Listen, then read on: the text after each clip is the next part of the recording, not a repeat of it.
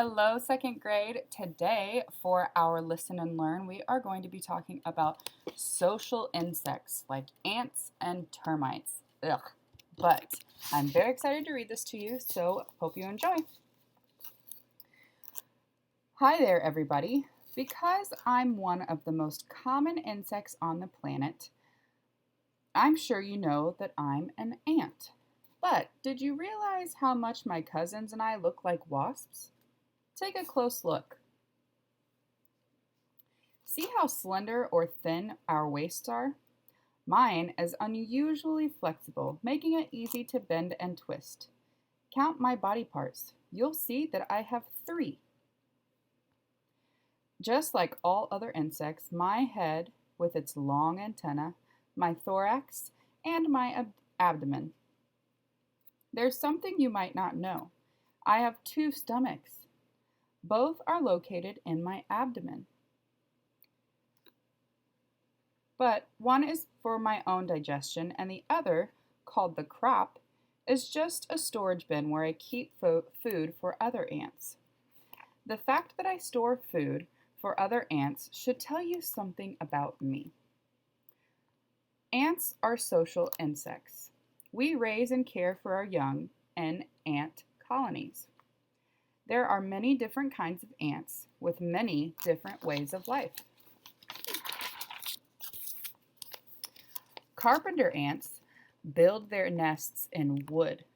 Leafcutter ants grow fungus on the leaves they cut in vast or very large underground gardens. A fungus is a type of living organism, not a plant or animal. Mold is one kind of fungus. The aggressive weaver ants live in leaves. They bind together in trees.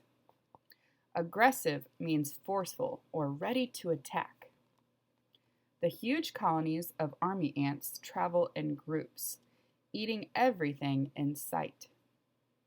Trapjaw ants can jump distances of more than 12 inches.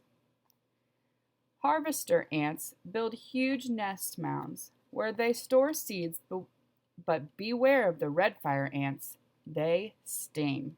Ouch. I am a black garden ant, the type that you may see most often, so that is the kind of ant I'm going to tell you about today. Like many other ants, we live in underground tunnels or passageways. Bees have honeycombs, paper wasps have paper nests, and we have tunnels, miles and miles of tunnels full of little chambers, or rooms, hundreds of very dark chambers. A colony may have as few as 12 ants or as many as 1,000,000 or more. The center of an ant's colony's life is the nest of tunnels. An ant colony begins with the queen. A young queen is born in one colony, but leaves that colony to start her own. Her wings carry her into the air to find a mate. Once she mates, she sheds her wings and immediately finds a nesting place underground. There, she builds a chamber and seals herself inside to lay her eggs. When ant larvae hatch, the queen cares for the first brood herself,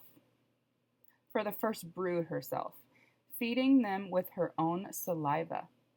As they change from worm-like larvae into pupa and finally adults, the queen does not leave the nest this whole time, getting nutrition from her now useless wing muscles in order to survive. Ants undergo a complete metamorphosis. What is a metamorphosis? What are the 4 stages in complete metamorphosis? Egg, larva, pupa, and adult. Most of the eggs eventually develop into small female worker ants that begin their lifetime of hard work by gathering food for the queen, making sure she is well fed.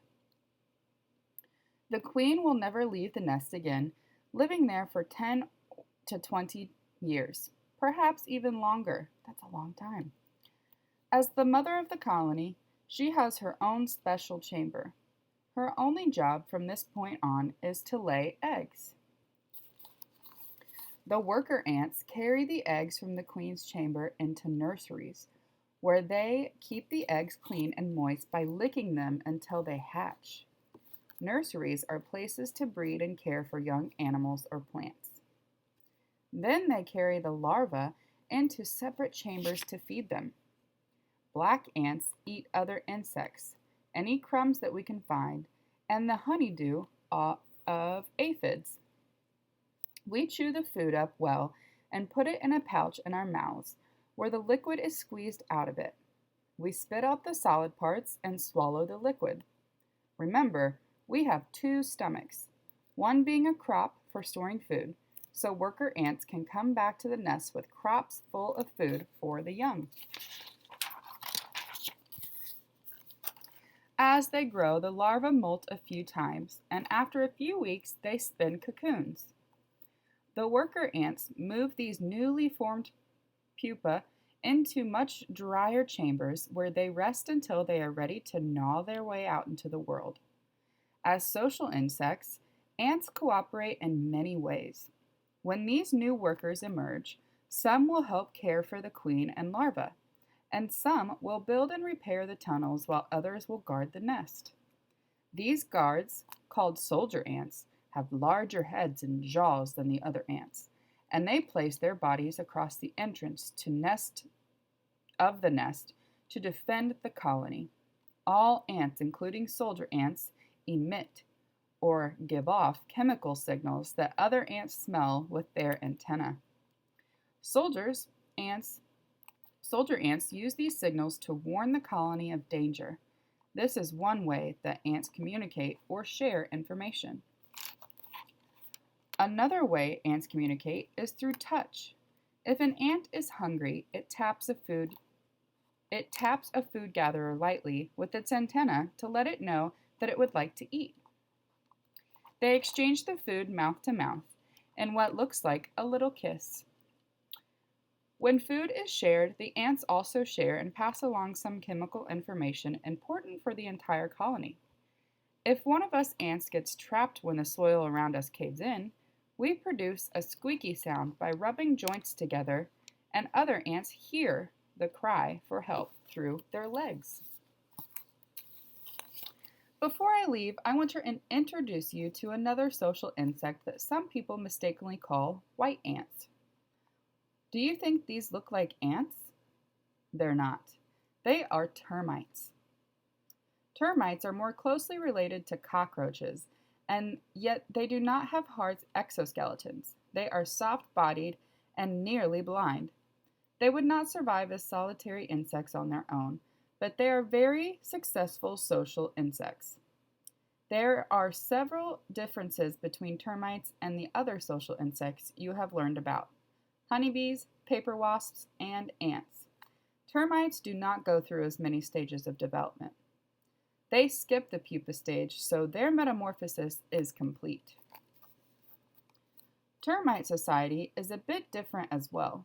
Both a king and a queen rule termite colonies. They start a colony together. The queen is the most important member of the colony, sometimes laying 6,000 or 7,000 eggs a day. She is so well protected by the countless number of worker termites that it is almost impossible to find her within the colony. Just in case something should happen to the royal couple, termite colonies include substitute kings and queens as well. Termite workers perform jobs similar to the worker ant jobs, but the job of guarding the colony rests with a small number of soldiers equipped with strong legs and long, powerful jaws. Unlike honeybees, paper wasps, and ants, where all the workers are female, in termite colonies, both male and female workers are important members of the society. Termites' favorite food is wood. They can be very destructive. If they choose to eat through the walls of a house, it's bad news. Depending on where they live, some termite species eat insects, waste material, and fungus. They build their temperature-controlled nests underground, inside fallen trees, in timber, and in tree branches. Does this nest look a bit like a wasp nest? I think so. It's made of chewed wood and saliva like a wasp's nest, but with added mud and soil. Some termites build mounds above ground to house their colonies. These towering mud structures, hard as rock, and some are as tall as a two-story house.